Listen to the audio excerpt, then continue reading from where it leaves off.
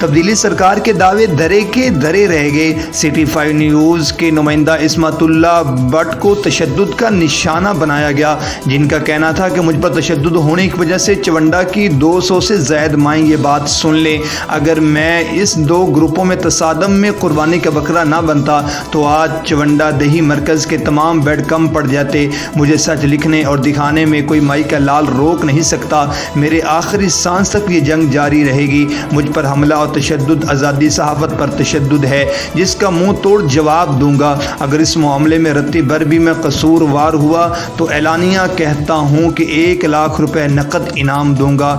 کوئی تو ہمت کرے اور ثابت کرے، صحافت نہیں یہ ملک چھوڑ دوں گا۔ میں نے اپنے علاقے کی عوام کے جان و مال کے تحفظ کے لیے چوک چوراہوں میں اپنا خون بہایا اور کوئی نہیں جرم کیا۔